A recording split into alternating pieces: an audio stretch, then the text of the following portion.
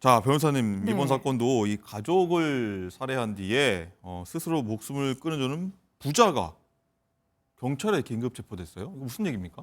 바로 어제 있었던 어, 사건이고요. 어제 오전에 끔찍한 이 가족을 살해하는 그런 사건이 발생을 했습니다. 어제 오전 10시경인 것으로 보여지는데요. 네. 10시쯤에 80대 여인이 사망을 했습니다.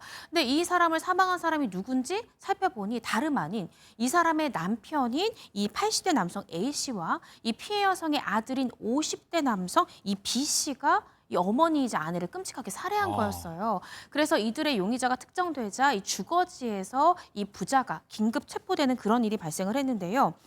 현재 그때 당시에 이 어머니를 살해한 다음에 이 부자도 인근 공원으로 가서 스스로 극단적인 선택을 시도하려다가 경찰에 발각이 됐고요. 네. 결과적으로는 경찰에 이 본건 범행에 대해서 모두 자백하는 진술을 오, 했다라고 알려지고 있습니다. 지금 범행 도구 같은 경우에 특별히 이 주거지에서 발견되지는 않았고요. 이 주거지에서 숨진 이 C씨가 발견이 됐는데 네. 정확한 사인에 대해서는 아마 부검을 의뢰할 것으로 예상이 됩니다. 부검을 통해서 어떤 방법으로 살해했는지, 살해의 동기는 무엇이었는지 이런 것들이 조금 더 윤곽이 드러나지 않을까 싶고요. 네. 또 특히나 이 부자는 스스로 우리도 극단적인 선택을 시도하려 했다라고 주장은 하고 있지만 정말로 이 피해 여성도 극단적인 선택에 동의를 했던 것인지, 왜 이 여성, 어머니, 아내를 왜 먼저 살해하려고 했었는지 이런 부분들은 결국 이 부자 간 공모 내용을 확인하는 것이 굉장히 중요하거든요. 네.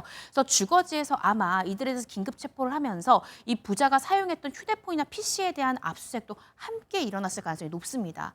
그래서 범행 전에 이 부자 간에 어떤 내용의 공모가 있었는지를 휴대폰 포렌식이랄지 아니면 PC의 검색 기록이랄지 이런 것들을 수사를 해서 철저히 규명하지 않을까 싶습니다. 네. 어쨌든 이 지나가던 행인이나 이 담당 경찰이나 이 부자를 구하려고 했더니 알고 보니 이들이 어머니를 살해했다. 이런 네. 부분 아니겠습니까?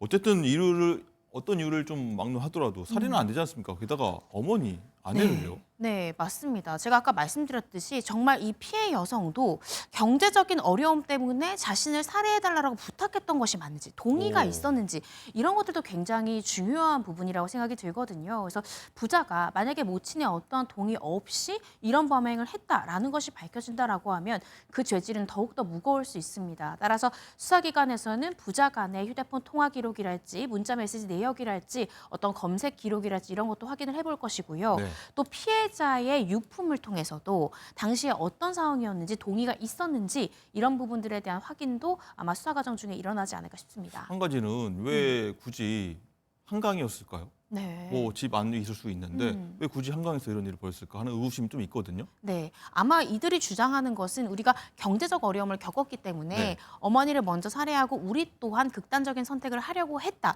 그러니까 극단적인 어떤 시도를 하기에 용이한 장소로 한강을 선택한 것이 아닌가 싶긴 한데요. 정확한 부분에 대해서 아마 수사의 결과를 좀 지켜봐야 될 것 같습니다. 네.